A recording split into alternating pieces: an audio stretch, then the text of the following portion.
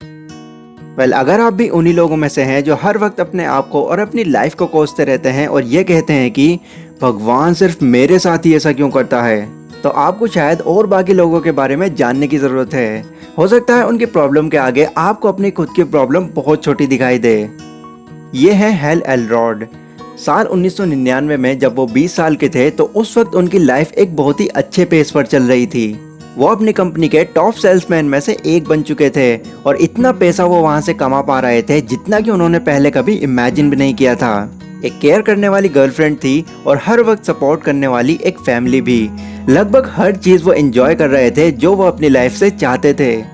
फिर एक दिन जब वो एक स्पीच देकर अपने घर पर वापस लौट रहे थे तभी अचानक एक फुल लोडेड ट्रक जो कि 80 किलोमीटर पर आवर की स्पीड से दौड़ रहा था, उसने हेल की कार में एक जोरदार टक्कर मार दी। वो टक्कर इतनी ज़्यादा ज़ोरदार थी कि वो अपनी कार में ही बुरी तरह से दब चुके थे। जब रेस्क्यू टीम वहां उनकी मदद के लिए पहुंची तो उन्होंने ये देखा कि उनकी सांसें अब बंद हो चुकी हैं, वो मर चुके हैं। लेकिन ठीक 6 मिनट बाद एक मिरेकल हुआ और उनकी सांसें दोबारा से चलने लगीं। इसके बाद उनको फौरन हॉस्पिटल ले जाया गया। उनकी बॉडी पूरी तरह से बिगड़ चुकी थी, उनकी 12 हड्डियाँ टूट चुकी थी और ब्रेन पूरी तरह से डैमेज हो चुका था। वो जिंदा तो बच गए थे पर बावजूद इसके वो 6 दिनों तक कोमा में रहे। 7वें दिन जब उनको होश आया तो डॉक्टर्स ने उनसे ये साफ कह दिया कि हेल अब तुम कभी चल नहीं पाओगे और तुमको पूरी जिंदगी इसी व्हील चेयर पर ही गुजारनी होगी। ये सुनने के बाद हेल के माइंड में भी सेम वही थॉट आया जो कि यूजुअली सभी के माइंड में आता है, ऐसा मेरे साथ ही क्यों हुआ। अब हेल के पास सिर्फ 2 ऑप्शंस थे, या तो उनके साथ जो कुछ हुआ उस पर जिंदगी भर वो अफसोस करते या फिर वो इन सब को एक्सेप्ट करके अपनी लाइफ में दोबारा से कम बैक करने की कोशिश करते। एंड ऑब्वियसली उन्होंने सेकंड ऑप्शन ही चुना। वो अपनी इस हालत के बावजूद भी बहुत खुश रहने लगे, इतना खुश कि डॉक्टर्स भी ये मान रहे थे कि उनको एक और सदमा लग चुका है।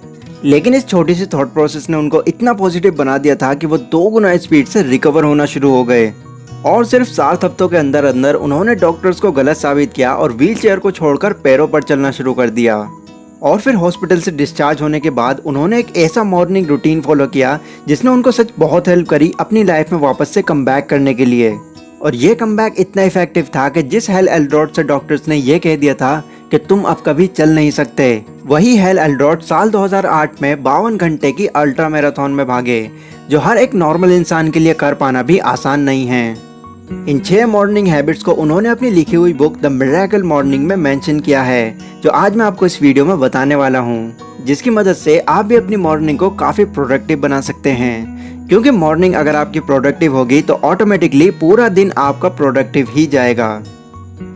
अब क्योंकि ये 6 के 6 स्टेप्स काफ़ी इफेक्टिव थे तो इसीलिए हेल एल्रोड ने इनको कंबाइन करके एक वर्ड का रूप दे दिया जो कि था सेवर्स, यानी कि silence, affirmation, visualisation, exercise, reading and scribing. तो चलिए 1 बाय 1 इन सभी का मतलब समझते हैं। एस यानी कि साइलेंस। जैसे ही हमारे दिन की शुरुआत होती है और हमारी आंखें खुलती हैं तो इमीडिएटली हमारा ब्रेन एक्टिव हो जाता है और उसमें अनलिमिटेड थॉट्स आने शुरू हो जाते हैं। और ये थॉट्स 95% उसी एक्टिविटी से रिलेटेड होते हैं जो एक्टिविटी हम पिछली रात सोने से पहले कर रहे होते हैं। फॉर एग्जाम्पल, अगर पिछली रात आप किसी टेंशन में सोए थे तो सुबह उठने के बाद भी आपको वही टेंशन फिर से होना शुरू हो जाएगी। या फिर अगर आप रात में सोशल मीडिया यूज़ करके सोए थे तो आँख खुलते ही आपको फिर से सोशल मीडिया यूज़ करने का मन करने लगेगा। आई होप इन बातों को आपने खुद से भी रिलेट किया होगा। बट हेल एल्रोड कहते हैं कि इस तरह मॉर्निंग की शुरुआत करना आपके पूरे दिन को लेजी और अनहैप्पी बना सकता है।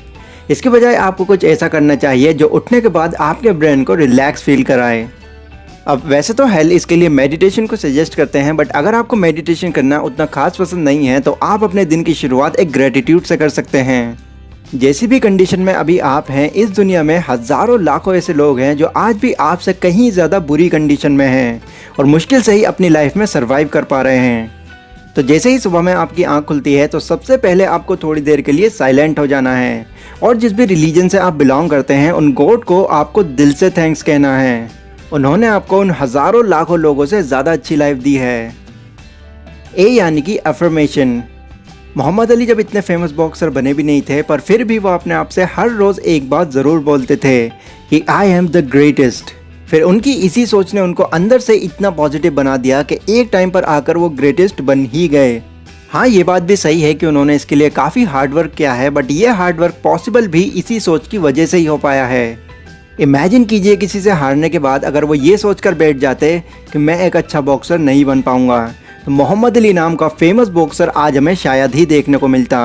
और सेम यही चीज़ हेल एल्ड्रॉड ने भी अपनी लाइफ में अप्लाई की। उन्होंने कभी ये सोचा ही नहीं कि उनकी लाइफ अब बर्बाद हो चुकी है, अब वो किसी लायक नहीं बचे। अपने ब्रेन में उन्होंने हर वक्त ये सोचा कि मैं डॉक्टर की बात को गलत साबित करके दिखाऊंगा, एंड एट द एंड उन्होंने ये प्रूव भी करके दिखाया। तो सिर्फ एक पॉजिटिव अफर्मेशन आपकी लाइफ की पूरी डायरेक्शन चेंज कर सकता है। इसीलिए अपने माइंड में नेगेटिव थॉट्स लाने की बजाय अपने आप को एक पॉजिटिव अफर्मेशन ज़रूर दें। वी यानी कि विजुअलाइजेशन। ये पॉइंट पिछले पॉइंट से थोड़ा बहुत सिमिलर है, बट इसमें आपको अपने आप से कुछ कहने की बजाय अपने आप को उस मोमेंट में इमेजिन करना है जो भी आप अचीव करना चाहते हो। एग्जाम्पल, आर्नोल्ड से जब एक इंटरव्यू में उनकी सक्सेस के पीछे का उनसे राज पूछा जाता है, तो इस पर वो ये बताते हैं कि मैं शुरू से अपने आप को एक बड़े लेवल पर ही इमेजिन करता आया हूँ। मैंने कभी ये नहीं सोचा कि बस इतना इनफ है। मैं बड़ा और बड़ा इमेजिन करता रहा, जिसका नतीजा ही ये निकला कि मैं आज इस लेवल पर हूँ। अब देखो, इमेजिनेशन एक ऐसी पावर है जो एक बहुत बड़ा रोल प्ले कर सकती है आपके किसी भी गोल को अचीव करने में। क्योंकि जब भी आप अपने आप को उस मोमेंट पर इमेजिन करते हो तो आपका सबकॉन्शियस ब्रेन एक्टिव हो जाता है और आपको बार बार इनकरेज करता है उस गोल को अचीव करने के लिए, और फिर आप उसी के अकॉर्डिंग एक्शंस भी लेना शुरू कर देते हो। हेल भी जब उस हॉस्पिटल की 4 दीवारी में लेटे हुए थे तो वहाँ भी वो अपने आप को इस तरह इमेजिन करते थे कि जैसे वो बिल्कुल ठीक हों और उनको कुछ हुआ ही ना हो। और यही चीज़ उनके सबकॉन्शियस माइंड में इस तरह से फिट हो गई कि वो 2 गुना स्पीड से रिकवर होने लगे। वेल, इसका अगर एक रियल लाइफ एग्जाम्पल लूँ तो आपने बहुत से लोगों से ये कहते हुए सुना होगा कि इतना लोग कोरोना वायरस से नहीं मरे जितना लोग उसकी दहशत से मर गए। और ये बात काफ़ी हद तक सच भी है, क्योंकि जो चीज़ आप अपने ब्रेन में इमेजिन करने लगते हो वो आज नहीं तो कल आपके साथ हो ही जाती है। तो ये है विजुअलाइजेशन की पावर, एंड इसी पावर को आप अपने गोल्स को अचीव करने के लिए भी अप्लाई कर सकते हो। ई यानी कि एक्सरसाइज। अब एक्सरसाइज से मेरा ये मतलब नहीं है कि आप जिम जाएं और हैवी वर्कआउट करें। सुबह उठकर आप सिर्फ पुशअप्स और जंपिंग जैक्स भी लगा लेते हैं तो ये भी आपके लिए इनफ होगा। But the main point is आपकी सिर्फ थोड़ी सी स्ट्रेचिंग आपको सच कई बेनिफिट्स दे सकती है। आपकी एनर्जी को बूस्ट करने में, हेल्थ को एनहांस करने में, सेल्फ कॉन्फिडेंस को इम्प्रूव करने में, एंड सो ऑन। तो एक हेल्दी और अच्छी लाइफ को मेंटेन करने के लिए सुबह में थोड़ी देर एक्सरसाइज कर लेना बहुत इंपॉर्टेंट है। आर यानी कि रीडिंग। अब ये रीडिंग कोई न्यूज़पेपर वाली रीडिंग नहीं है, ये रीडिंग है अपने आप को इम्प्रूव करने वाली रीडिंग, जिसे 90% लोग डेली करते हैं। इससे उनके माइंड में नए नए आइडियाज़ आने शुरू हो जाते हैं, जिसको अप्लाई करके वो सक्सेसफुल और ज़्यादा सक्सेसफुल होते चले जाते हैं। क्योंकि वो बुक्स के अंदर उन लोगों से सीखते हैं जो ऑलरेडी उस गोल को अचीव कर चुके हैं। तो मेक श्योर ये हैबिट भी आपके अंदर ज़रूर होनी चाहिए ताकि आप आने वाले कामों में मिस्टेक्स करने से बचे रहें। एंड एस से आता है स्क्राइबिंग यानी कि लिखना।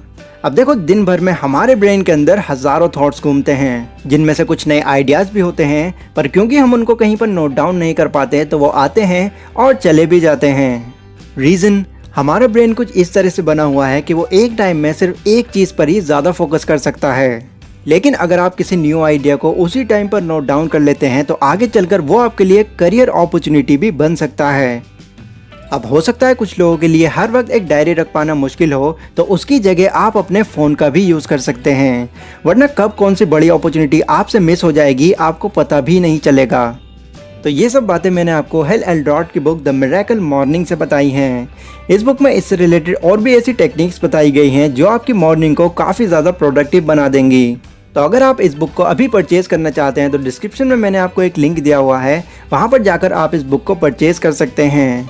लाइक और शेयर कीजिए अगर ये वीडियो आपको ज़रा भी यूज़फुल लगी हो तो, एंड इसी तरह मुझसे और भी ज़्यादा कनेक्टेड रहने के लिए आप मुझे इंस्टाग्राम पर भी फॉलो कर सकते हैं।